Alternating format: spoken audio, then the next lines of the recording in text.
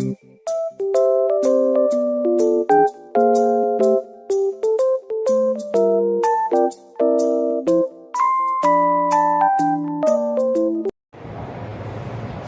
teman-teman semua, balik lagi nih sama gue Ines. Gimana nih kabar kalian semua? Semoga selalu sehat-sehat ya.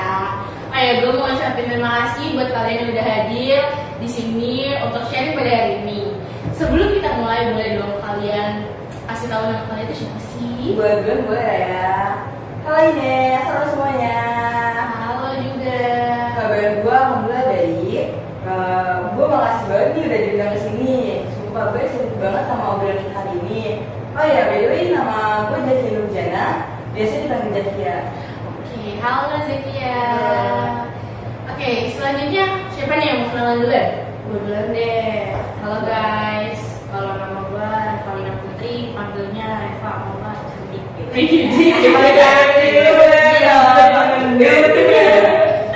Oke, yang terakhir boleh cowok sendiri. Terakhir nih gue sebagai cowok sendiri di sini. Nama gue Bayu Albaris atau biasa gue dipanggil Bayu. Oke. Oh ya, boleh nggak sih nanya? Apa boleh? Apa? Silakan. Kesibukan kalian sekarang tuh apa sih? Sekarang gantian gue duluan ya yang jawab. Kalau kesibukan gue sekarang sih ngebucin, tapi tenang aja itu buat penyemangat gue di tugas doang kok. Oke. Eva, gimana nih kesibukannya sekarang? Nggak beda jauh sama Bayu sih, paling tambahannya JJ aja gitu. Kan paling JJ. Keren banget, gila. Emang JJ itu paling seru sih ya. Tapi seru Iya, ya. bener. Kalau Zakia terakhir, apa kesibukannya sekarang? Kalau kesibukan gue sekarang sih ya biasa lah, belajar ya, paling ngerjain tugas. Terus tuh kayak sekarang tuh udah kayak punya utang gue jadi guru, tapi emang tuh gue sama regulator. Ya semangat terus kayaknya buat kita semua, semoga selalu diberi kelancaran sama Tuhan. Gue juga merasa sih emang tugas kita akhir-akhir ini tuh lebih banyak banget. Tapi nggak apa-apa. Kalau kata pepatah, berenang-renang dahulu, bersenang-senang kemudian. Salah.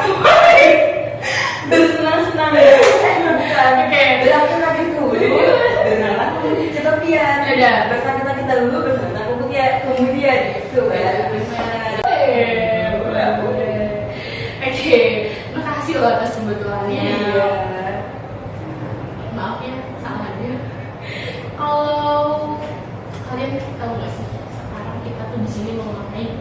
Gue tahu nih Nes, kita mau ngapain di sini. Pasti kita di sini mau ngebahas tentang peran pemuda dalam demokrasi dan pemilu di era milenial kan. Lo cenayang ya, kok bisa tahu sih? Nah gitu Nes, kan minggu lalu kita emang dikasih tugas baru jadi tahu Nes. Jadi sekarang gue udah tahu nih apa aja peran kita sebagai pemuda. Keren juga ternyata lo ya. Oke, kalau yang lain gimana nih? Ada yang sama kayak Bayu nggak udah mencari tahu peran pemuda itu apa? Gue udah sih sedikit-sedikit tahu, dan gue kan kemarin sempat diputerin videonya tuh di YouTube Mbak Nana ya, yang kenapa sih harus pemuda. Jadi gue tuh pribadi sendiri penangkapannya ya sebenarnya itu tentang kita. Ya betul, memang peran pemuda itu kan juga menjadi peran kita kan sebagai pemuda. Dan kalau Zakia sendiri ada nggak sih tambahannya? Buat gue sendiri nih, peran pemuda dalam demokrasi Indonesia itu untuk mengontrol kebijakan pemerintah dan juga mengkritisi kebijakan yang tidak pro dalam kepentingan rakyat. Oke, kalau begitu, tahu nggak sih caranya supaya kita bisa mengontrol kebijakan pemerintah dan mengkritisi kebijakan yang tidak pro dalam kepentingan rakyat? Ada nggak sih caranya? Setahu gue sih ya, kebijakan tentang anti korupsi. Pasti kalian juga udah tahu kan, zaman sekarang tuh banyak banget yang korupsi, tapi emang kebanyakan di tangan pejabat ya. Karena mereka itu ngadain kampanye, itu kan perlu modal dong. Jadi pas mereka udah ada di kursi pemerintahan, kursi pemerintah, jadi dia tuh berpikir kayak, oh gimana sih cara balik modal? Tuh, nah cara instan mereka untuk balik modal ya dengan cara berkorupsi.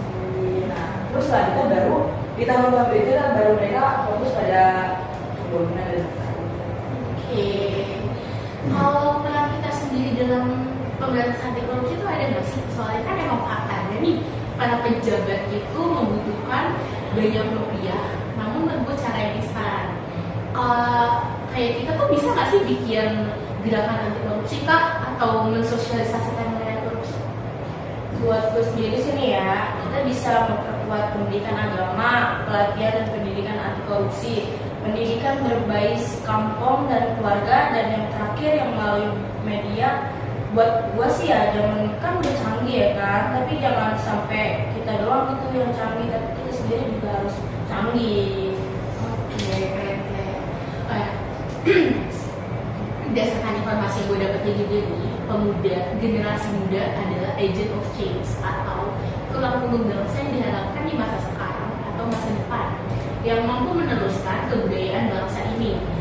Pemuda adalah aset yang perlu diperhatikan oleh pemerintah dan bangsa ini. Pemuda selalu berada di posisi strategis dan setiap tragedi yang mengusung perubahan di negara ini. Peran pemuda sudah lama menonjol sejak masa penjajahan hingga sekarang ini. Jadi memang sudah sejak dahulu para pemuda sudah mempunyai peran aktif dalam demokrasi maupun perkembangan zaman ini. Jadi kayak walaupun nih kita masih pelajar, bahkan masih muda banget, tapi kan sekarang udah di era milenial ya. Terus teknologi juga terus berkembang, jadi kita juga bisa lebih canggih. Kalau menurut Reva, ada lagi nggak sih peran pemuda dalam kebijakan anti korupsi itu apa? Kemarin sih gue udah dengar ya, hampir di seluruh perguruan tinggi terdapat mata kuliah pendidikan anti korupsi itu, jadi ya menjadi salah satu cara bagi kita itu. Oke.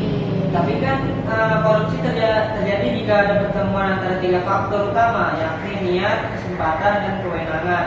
Korupsi tidak akan terjadi jika ketiga faktor itu tidak ada atau tidak bertemu. Upaya pemberantasan korupsi pada dasarnya adalah upaya menghilangkan atau setidaknya meminimalisir ketiga faktor tersebut.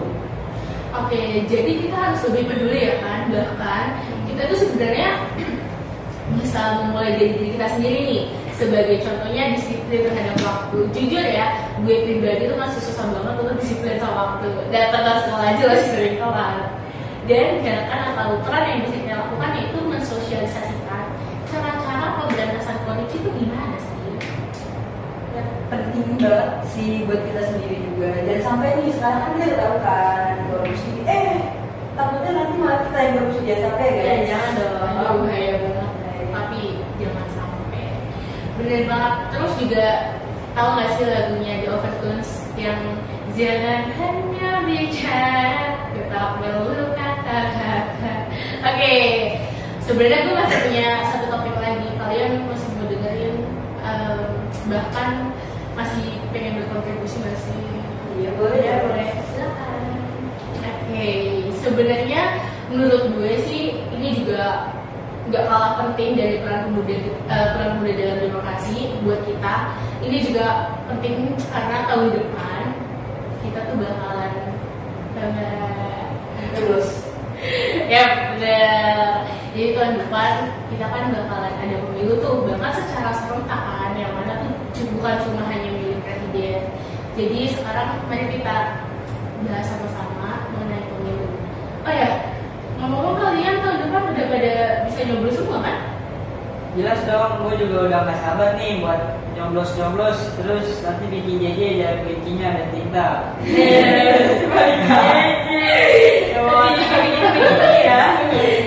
terus. Kalau Zaki sendiri gimana nih? Atau udah tahu cara-cara pemilu tuh gimana sih? sebelumnya gue mau ngasih tau nih, kan di sini kan gue kelahiran 2007 ya, paling muda dong. Nah jadi tuh gue belum tahu nih bisa ikut nyoblos juga atau enggak ya. Semoga aja sih udah bisa lah ya. Tapi gini-gini gue tahu tata cara nyoblos gimana.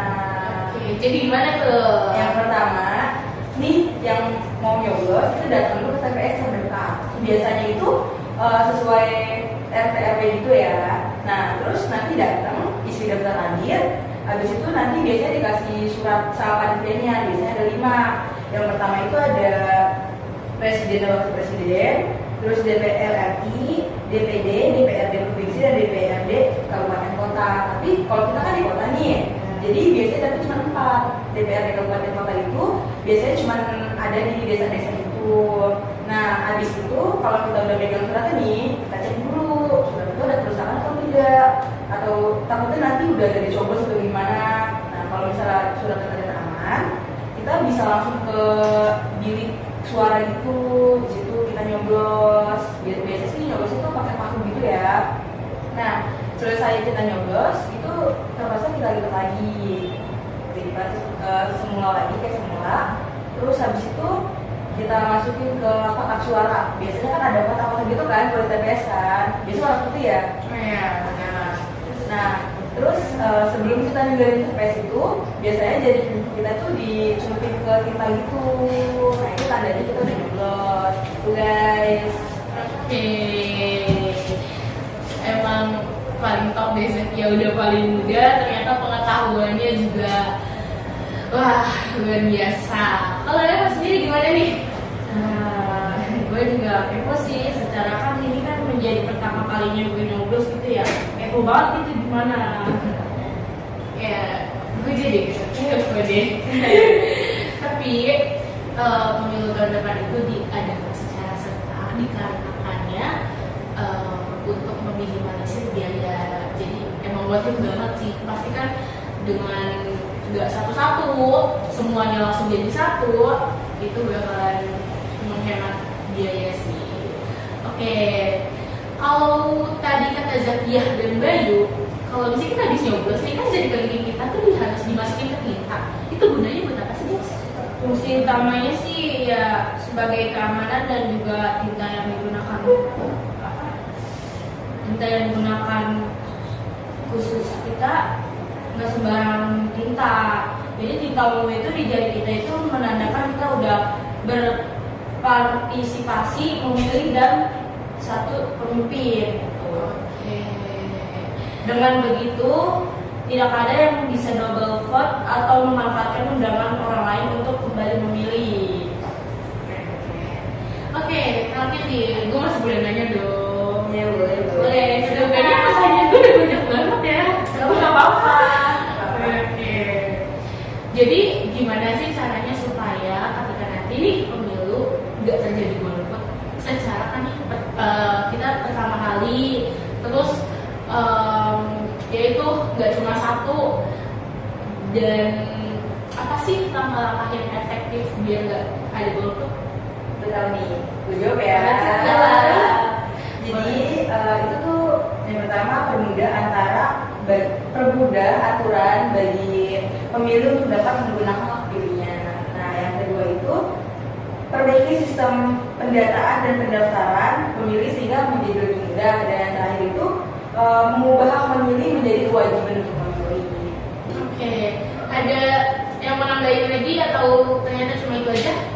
Ada selanjutnya. Apa tuh? Satu sistem pemilu yang digunakan harus sangat mudah dipahami oleh pemilih, misalnya dengan jumlah partai yang tidak terlalu banyak, terus tata cara memberikannya suara yang mudah gitu, dan desinya surat suara itu yang sederhana.